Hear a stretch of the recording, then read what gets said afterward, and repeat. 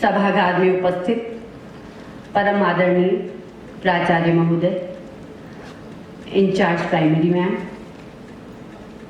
साथियों, आज मैं सबसे पहले प्राचार्य महोदय जी के स्वागत में सबसे इच्छा यही करूंगी कि जोरदार करताल ध्वनि से इनका स्वागत करें। धन्यवाद। और मैं आभार भी प्रकट करना चाहूंगी उनका कि इस तरह के अध्यापन के माध्यम से आपने शिक्षक को पुनः विद्यार्थी बनने का मौका दिया है, क्योंकि जब तक हम विद्यार्थी नहीं बनेंगे सीखने की प्रक्रिया जारी नहीं रहेगी। क्योंकि एक शिक्षक सोचता है मैं जाकर व्याख्यान के माध्यम से और बच्चों को शिक्षित करने जा रहा हूँ, तो कहीं न कहीं CBSE ने भी सोचा कि कुछ अलग होना चाहिए। धन्यवाद सर। आज मैं कला समेकन यानी कि आर्ट इंटीग्रेशन पर प्रकाश डालना चाहूँगी। अनेकता में एकता, हिंद की विशेषता। जैसे सभी नदियाँ सागर में समा जाती हैं, वैसे ही हम एक बालक के अंदर विभिन्न कलाओं अर्थात साधनों के माध्यम से किसी भी विषय का अधिगम सुरुचिपूर्ण सरसता के साथ करवा सकें, जिससे वह उस विषय को व्यापक रूप में ग्रहण कर सके। आज CBSE ने इसे भारत की आत्मा से जोड़ने का कार्य किया है। जो बात पंडित भर्तृहरि ने अपने श्लोक में यह बात कह दी थी कि साहित्य संगीत कला विहीन, साक्षात पशुपुच्छ विषाणहीन, अर्थात जो व्यक्ति साहित्य संगीत और कला से हीन है वह पूंछ और सींग के बिना पशु के समान है।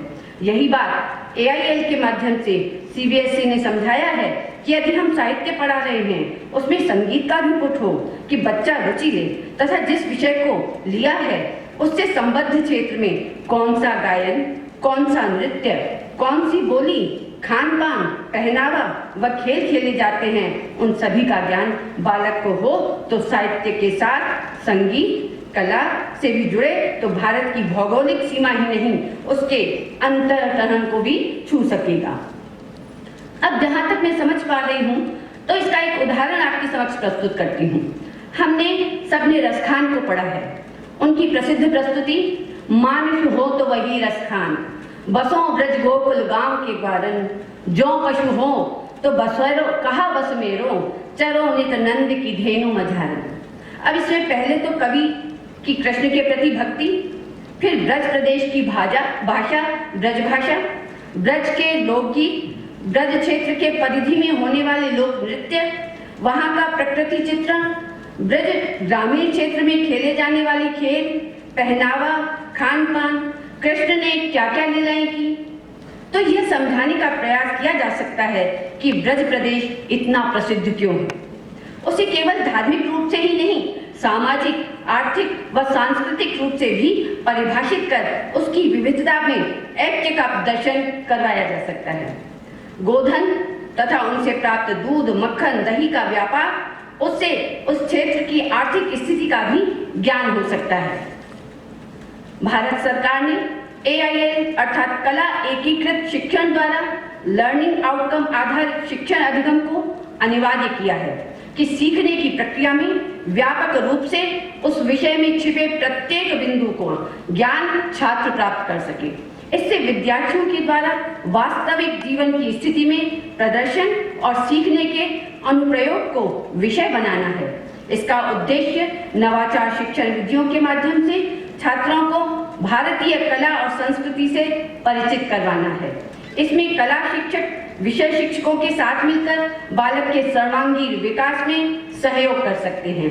यह आर्ट इंटीग्रेटेड लर्निंग शैक्षणिक उपकरण के रूप में हमें इसका प्रयोग करना है। इसका उद्देश्य कौशल विकसित करना नहीं, बल्कि कला के माध्यम से विषय को सरल, सरस, वैज्ञानिक और व्यापक बनाना है।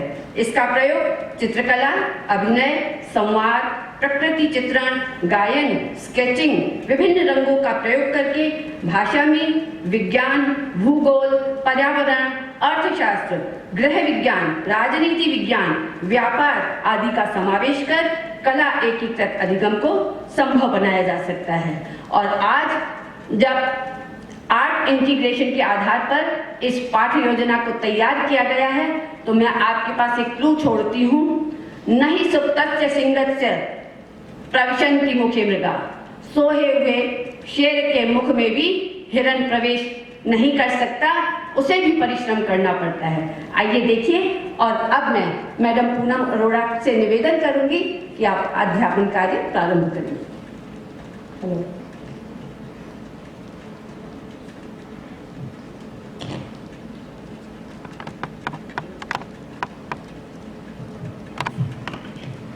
नमस्कार प्यारे बच्चों। नमस्कार मैम। कैसे हैं आप सभी? बैठ जाइए। अच्छे हैं? बच्चों, कोविड-19 चल रहा है, आप सभी जानते हैं। आप प्रिकॉशंस रख रहे हैं, सावधानियां बरत रहे हैं? जी मैम। 3 बातों का बच्चों आपको विशेष ध्यान रखना है। एक तो मास्क लगाकर रखना है, दूसरा आपको बार बार हाथ धोना है ताकि कोई कीटाणु आपके हाथों में रह ना जाए, और तीसरा 2 गज की दूरी बनाकर रखनी है। जी मैम। ठीक है बच्चों? चलिए तो बढ़ते हैं बच्चों। बताइए, क्या आपने कभी कोई किस्सा और कहानी पढ़ी है या सुनी है? किसी ने पढ़ी है? आपने पढ़ी है? बताइए संतोष। मैम, मैंने अकबर और बीरबल के किस्से पढ़े हैं। अकबर और बीरबल के किस्से पढ़े हैं। और किसने पढ़ा है? आपने पढ़ा है? बताइए। मैम, मैंने परी की कहानी सुनी है। परी की कहानियां सुनी हैं। नूतन, आप बताइए।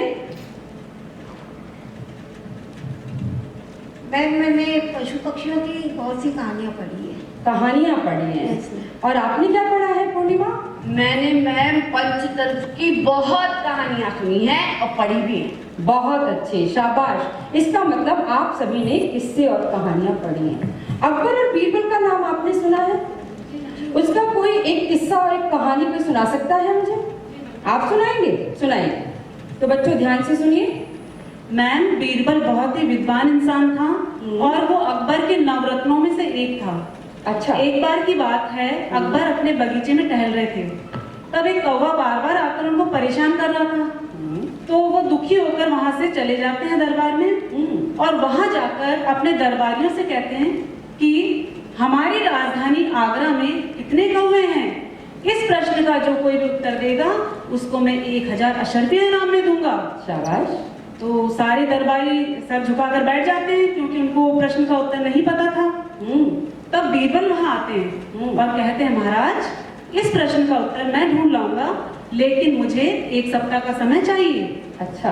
तब बीरबल 1 सप्ताह चले जाते हैं और उसके बाद आते हैं और अकबर को कहते हैं कि महाराज, हमारी राजधानी आगरा में 2459 कौवे हैं। अच्छा। तब अकबर कहते हैं कि अगर ज्यादा हुए तो बीरबल कहते हैं अगर ज्यादा हुए तो दूसरे शहर के कौवे हमारे यहाँ घूमने आए हैं, और अगर कम हुए तो हमारे शहर के कौवे दूसरे शहर में घूमने गए हैं। चलिए बैठिए। बहुत अच्छे। और आपने कभी चुटकुले सुने हैं? किससे कहानी तो आपने बताए, चुटकुले किस किसने सुने हैं? आप सुनते हैं? आपने भी सुना है? तो मैम आप सुनाइए।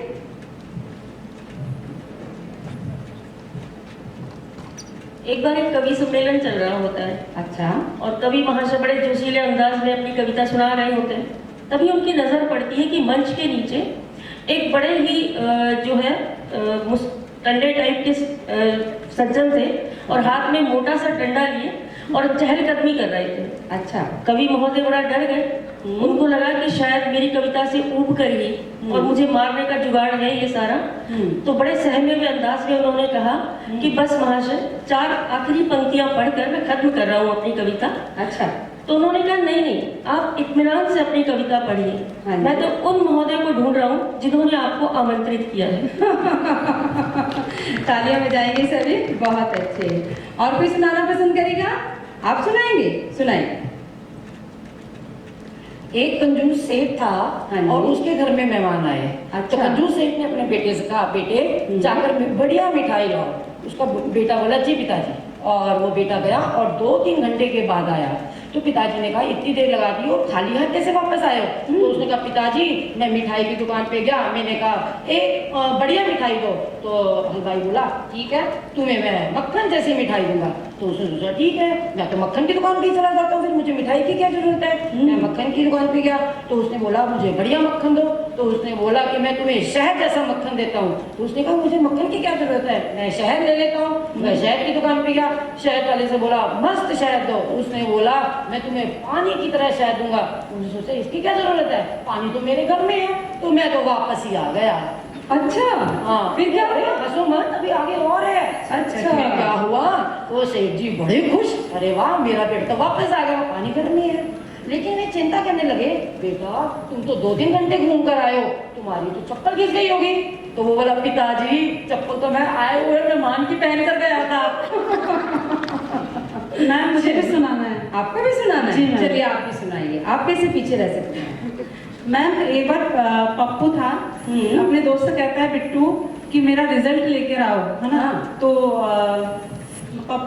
बिट्टू कहता है कि ठीक है मैं रिजल्ट लेके आ जाऊंगा। तो पप्पू कहता है कि पर ध्यान रखना अगर पिताजी बैठे हो ना तो उनके सामने मुझे रिजल्ट मत बताना। अगर मैं एक विषय में फेल हुआ हूँ तो बोलना जय श्री राम, अगर 2 विषय में फेल हुआ हूँ तो बोलना राधे राधे, और अगर 3 में फेल हो गया तो बोलना ब्रह्मा विष्णु महेश। तो फिर बिट्टू जब रिजल्ट लेके आता है और बोलता है बाहर से जोर से चिल्लाता है बोलो साचे दरबार की जय। इसका मतलब मैम सारे विषयों में फेल हो गया था वो। लेकिन बच्चों आपको ऐसा नहीं करना, ठीक है? आपको मन लगाकर ड्यूटी 2 आने वाले हैं, मन लगाकर पढ़ना है और अच्छे अंक प्राप्त करने हैं। जी मैम। चलिए ये तो ये हंसी मजाक की बात, लेकिन बच्चों हंसना हमारे लिए क्यों आवश्यक है? आप बताइए, बताइए पूर्णिमा। हंसना तो मैम एक कला है। हम हंसते हैं और सामने वाले के चेहरे पर मुस्कान लाते हैं। महात्मा गांधी ने भी कहा था जो हंसता नहीं है उसका जीवन व्यर्थ है। वेरी और यह एक व्यायाम भी है मैम, ओह। इससे हमारा पूरा शरीर स्वस्थ होता है। बाबा रामदेव का नाम आपने सुना जी, होगा जी, ना? मैम। वो भी एक योगा कराते हैं हंसने के लिए। जी। आप लोग करते हैं? नहीं करते तो करना चालू करिए, ओके? जी। चलिए बैठे। तो ये तो ये हंसने हंसाने की बात। बढ़ते हैं पाठ पर। क्या आपने कभी शेख चिल्ली के बारे में सुना है? कोई उसके किस्से या कहानी पढ़े हैं? जी सुना तो है मैं। सुना है जी। लेकिन किस्से कहानी कभी नहीं पढ़ी? जी, नहीं। तो चलिए आज हम पढ़ते हैं शेख चिल्ली पर आधारित एक पाठ, शेख चिल्ली का सपना। ठीक है बच्चों? चलिए शेख चिल्ली का सपना। शेख चिल्ली का सपना ये बच्चों एक हास्य कथा है। कौन सी कथा है? हास्य कथा है। इस तरह के पाठों का उद्देश्य है हास्य को बढ़ावा देना, पठन की रुचि को बढ़ावा देना, श्रवण वाचन पठन भाषा संबंधी ज्ञान प्राप्त करना, यानी भाषा के सभी कौशलों का विकास करना, नए शब्द जो उसमें आते हैं उन पर जोर देना और साथ ही व्याकरण का ज्ञान बनाना, संज्ञा, सर्वनाम, विशेषण, समानार्थी शब्द और मुहावरे। ठीक है? तो इस पाठ में भी कुछ मुहावरों के बारे में बताया गया है। लेकिन उससे पहले हम चलते हैं पाठ के परिचय की ओर। तो ध्यान देंगे बच्चों, शेख चिल्ली का सपना एक हास्य कथा है। शेख चिल्ली की कहानियां और किस्से दूसरों को हंसाते हैं। आप कुछ पूछना चाह रहे हैं? हाँ पूछिए। मैम हास्य का क्या होता है? हाँ बहुत सही, शब्दार्थ देखिए। हास्य, हास्य का मीनिंग कौन बताएगा? अर्थ कौन बताएगा? हास्य यानी आपको पता है? बताइए पूर्णिमा। हंसी पैदा करना या हंसना। हास्य यानी हंसना। बच्चों शब्दार्थ लिखते समय एक तो आप अच्छी राइटिंग में लिखेंगे यानी सुलेख, अच्छा लेख होना चाहिए, और दूसरा मात्रिका शुद्धि नहीं होनी चाहिए। ठीक है? साथ ही उच्चारण पर भी विशेष ध्यान देंगे। परंतु शेख चिल्ली की कहानियां किससे तो हंसाते हैं, परंतु यह भी सिखाते हैं कि कपोल कल्पना में डूबे रहने से काम बिगड़ जाते हैं। शेख चिल्ली कामचोर तो नहीं था, परंतु हमेशा सपनों की दुनिया में खोया रहता था। हाँ जी मैम कामचोर क्या होता है? हाँ बहुत सही प्रश्न किया आपने मीना। कामचोर काम से जी चुराने वाला। कामचोर काम से जी चुराने वाला या फिर काम न करने वाला। ठीक है बच्चों, आगे बढ़ते हैं। शेख चिल्ली कामचोर तो नहीं था, परंतु सपनों की दुनिया में हमेशा खोया रहता था और इतने सारे सपने, जो भी काम वो कर रहा होता, सपनों के कारण वह अपने हर काम को बिगाड़ देता था, जिससे उसको नुकसान होता था। कहानी में एक ऐसा ही किस्सा है। एक सेठ की अंडों वाली टोकरी को सिर पर उठाते ही मिलने वाले पारिश्रमिक को लेकर वह ख्याली पुलाव पकाने लगता है। हाँ बेटा, पारिश्रमिक क्या होता है? हाँ, बहुत अच्छा प्रश्न किया। पारिश्रमिक यानी मेहनताना। पारिश्रमिक मेहनताना। बच्चों, यदि कोई काम किया जाता है और उसके बदले में जो कीमत दी जाती है वह कहलाता है मेहनताना। और अंत में इस तरह से कल्पना लोक में विचरण करते हुए वह अंडों की टोकरी गिरा देता है। कौन गिरा देता है? शेख चिल्ली। और सेठ का नुकसान कर देता है और इससे उसकी भविष्य की सारी सुखद कल्पनाएं जो है वह किसमें मिल जाती है? मिट्टी में मिल जाती है। तो बच्चों, यह था पाठ। ठीक है, इसका मैंने आपको बताया। इसमें कुछ मुहावरों का प्रयोग किया गया है। ख्याली पुलाव पकाना, जैसे खाली पेटे सोचते रहना या कल्पना लोक में विचरण करना। कलेजा मुंह को आना, अत्यधिक दुखी होना। क्या आप वाक्य में प्रयोग करना पसंद करेंगे? नहीं करेंगे तो चलिए बताइए। मैं आपसे पूछती हूँ, आप बबूला, गुस्से से भर जाना। चलिए पहले मैं आपको बताती हूँ, फिर आप बताइए। फॉर एग्जाम्पल, एक उदाहरण देकर समझाती हूँ। मान लीजिए मैंने आपको गृह कार्य दिया और आप करके नहीं लाए, और ऐसा अक्सर होता है, आप लोग नहीं करके लाते। ऐसे में अध्यापिका क्या हो जाती है? आप बोला। तो आपको मुहावरे का वाक्य में प्रयोग समझ में आया? जी। यस। आसमान टूट पड़ना यानी अचानक मुसीबत आ पड़ना। तो बच्चों, यह थे पाठ में आए मुहावरे। अब बढ़ते हैं मूल्यांकन प्रश्न की ओर। आपने पाठ का सारांश, परिचय अच्छी तरह समझ लिया। जी मैम। अब मुझे बताइए कि पाठ में किस कथा के बारे में बताया गया है। जल्दी से बताएंगे प्रश्न के उत्तर, ताकि मुझे लगे कि आपको पाठ समझ में आ गया। आप बताएंगे, बताइए उत्तर। शेख चिल्ली का सपना कैसी कथा है? मैम, ये हास्य कथा है। बिल्कुल हास्य सही। की बात बताई गई है। बहुत अच्छी, बैठ जाइए। दूसरा प्रश्न, सेठ जी ने शेख चिल्ली को क्या उठाने के लिए कहा? आप बताएंगे। शेख जी ने शेख चिल्ली को अंडे का टोकरा उठाने के लिए कहा। बिल्कुल सही, अंडों का टोकरा उठाने को कहा। और सेठ जी ने शेख चिल्ली को मेहनताने के रूप में क्या दिया? बच्चों बताओ जल्दी। 2 अंडे। 2 अंडे, बिल्कुल सही। अच्छा, बढ़ते हैं अंतिम प्रश्न की ओर। इस पाठ से आपने क्या सीखा? बेटी वंदना, मैं आपसे पूछना चाहूंगी, इस पाठ से आपने क्या सीखा? इस पाठ से हमने ये सीखा कि हमें सपनों की दुनिया में नहीं खोकर बहुत अच्छे, बहुत अच्छे। वास्तविकता में ही मतलब अपना काम करना चाहिए। बहुत अच्छे, क्लैप करेंगे सर। बहुत अच्छे, बैठ जाइए। चलिए बच्चों, ये तो हुआ पाठ का परिचय। बढ़ते हैं गतिविधियों की तरफ। एक्टिविटीज तो होनी चाहिए बच्चों। बिना एक्टिविटीज के तो मजा नहीं आता, है ना? तो एक्टिविटीज के रूप में हम कौन क्या क्या करेगा? चित्र समूह निर्माण कौन बनाएगा? जल्दी से बताइए। आप बनाएंगे? ठीक है। चित्रांकन कौन कौन करेगा? बहुत अच्छे, मीना मैम, मीना और संतोष। प्रश्नोत्तरी कौन करेगा? ओके, प्रश्नोत्तरी यानी क्विज। जैसे मैं आपसे प्रश्न पूछ रही हूँ, ये प्रश्नोत्तरी है। प्ले मॉडल आप बनाएंगे। चलो, तो ठीक है बच्चों, ये आपकी एक्टिविटीज हैं, गतिविधियां हैं, ये आप बनाएंगे। कल मैं आपसे पूछूंगी कि आपने इसको किस तरीके से बनाया, लेकिन पाठ अच्छी तरह पढ़कर आएंगे। हम उसको अभिनय के रूप में भी करेंगे। ठीक है? तो ठीक है बच्चों, टेक केयर। दूसरे दिन। नमस्कार बच्चों।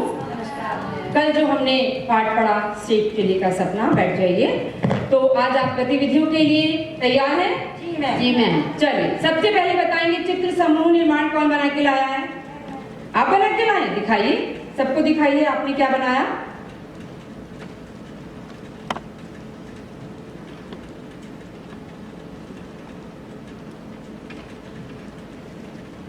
शेख चिल्ली का सपना चित्र समूह निर्माण। बहुत अच्छे। देखिए बच्चों, कितना अच्छा चित्र समूह निर्माण की प्रस्तुति नूतन ने की है, बहुत अच्छी।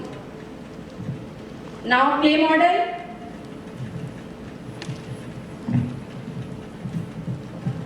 आप बना के लाए? ओह वाह, बहुत अच्छे अंडे बनाए हैं और उसमें कलर भी किया है, रंग भी भरे हैं। सफेद रंग से किया है, ऊपर मिट्टी से बनाकर सफेद रंग की है। बहुत शानदार, शानदार। चलिए, चित्रांकन किस किसने किया है? आपने, और आपने भी बनाया है। दिखाइए सबको, क्या बनाकर लाए हैं आप?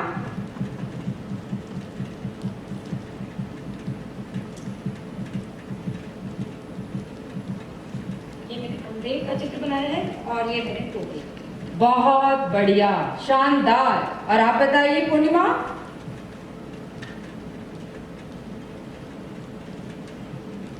ये मैंने शेख चिल्ली को बनाया है, जिसके चारों तरफ ये कहानी घूम रही है। ओके, तो बच्चों आप अपने लिए तैयार, तालियां बजाइए। तालियां तो आप लोगों के लिए बनती हैं। बहुत अच्छे, शानदार। चलिए, अब हमारी एक गतिविधि रह गई। कौन सी? अभिनय, रोल प्ले जिसे हम कहते हैं। तो कौन करना पसंद करेगा रोल प्ले? आप करेंगे? सब करेंगे तो चलिए, शेख चिल्ली कौन बनेगा? जल्दी से आइए, कौन पास? मैं बनूंगी। आप बनेंगे? आइए। अम्मी, शेख चिल्ली की अम्मी कौन बनेगी? मैं बनूंगी मैम। आप बनेंगे? आइए।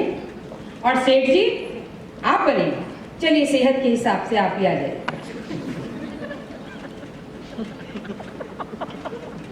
स्टार्ट करिए।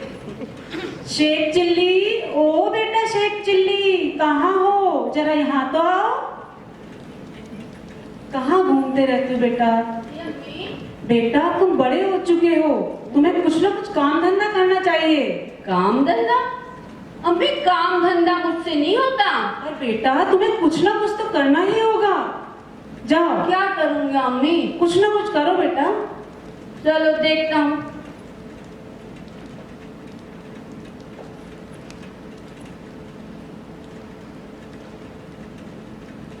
अरे सुनो, ये मेरे अंडे का टोकरा मेरे घर तक पहुंचा दोगे? अंडे का टोकरा? हाँ, इसके बदले में मैं तुम्हें 2 अंडे दूंगा। 2 अंडे? अरे हंसो मत, 2 अंडों से तो तकदीर बदल जाती है। क्या 2 अंडों से तकदीर बदल जाएगी? हाँ हाँ। चलो देख लेते हैं। 2 अंडों से तकदीर बदल, 2 अंडे, तकदीर बदलेगी। दूसरे निकलेंगे इसमें से, मुर्गा और मुर्गी, और बहुत बड़ा परिवार हो जाएगा। वाह वाह, मुर्गी घर बन जाएगा मेरा, खूब पैसे कमाऊंगा। देख रहे हैं आप शेख चिल्ली को ख्याली पुलाव बनाते हुए? अंडे का व्यवसाय। एक दिन मैं मुर्गी घर ही बेच दूंगा। छोड़ो इस काम को, फिर मैं 2 भैंसे ले लूंगा। छोड़ो छोड़ो मुर्गी घर, भैंसे लूंगा, दूध का व्यवसाय करूंगा। अच्छा, आहा, बहुत अमीर हो जाऊंगा। आहा, दूध का व्यवसाय तो चलता ही है, कभी रुकता ही नहीं है, लॉकडाउन में भी नहीं। खूब अमीर हो जाऊंगा। देखो कितने पैसे आ गए, बहुत। लेकिन वैसे भी बेच दूंगा। नहीं नहीं, बोर हो गया। अरे मैं तो एक हाथी खरीद लूंगा। हाथी, लोगों को सवारी करवाऊंगा। कितने पैसे मिलेंगे यार आमिर में, बहुत मजा आएगा, खूब पैसे। अरे पैसे ही पैसे होंगे मेरे पास। अरे कितने गहने, बहुत अमीर हो जाऊंगा भाई। कल्पना लोग विचरण करते हुए देखिए। अरे महल ले लूंगा, राजाओं को बेच दूंगा, हाथी महल ले लूंगा। बहुत अमीर हो जाऊंगा। अरे फिर मेरी शादी शादी बच्चे, अरे बीवी आएगी पहले, बच्चे आएंगे, बहुत लाड़ लड़ाएंगे, बहुत प्यार करेंगे। अरे जब तंग करेंगे तो मैं उन्हें झटक दूंगा। ओ, अरे मुंह, ये क्या किया तूने? मेरे 100 रुपए के अंडे गिरा दिए। अरे सेठ जी, आपके तो अंडे गए, मेरे बीवी बच्चे सब चले गए। ओ, बहुत अच्छे, शानदार शानदार प्रदर्शन किया आप लोगों ने। तो बच्चों, इससे यह पता चल रहा है कि आपने पाठ बहुत अच्छी तरह समझ लिया। तो चलिए गृह कार्य नोट करेंगे सब। बच्चों, आपका होमवर्क है, मैंने देखा एक मजेदार सपना। राइट डाउन, लिखेंगे सब कॉपी में और कल करके लेकर आएंगे। मैंने देखा एक मजेदार सपना शीर्षक पर एक अनुच्छेद लिखिए। एक पैराग्राफ आपको लिखकर आना। जी मैम। तो बच्चों, शेख चिल्ली ने देखा था एक सपना, वह हो ना सका अपना, क्योंकि उसमें थी कोरी कल्पना। करोगे मेहनत तो जरूर होगा पूरा सपना। बच्चों, क्योंकि सपने सपने तो सपने होते हैं। अरे वाह, आप लोग तो बहुत अच्छा गाते हैं। सपने तो सपने होते हैं।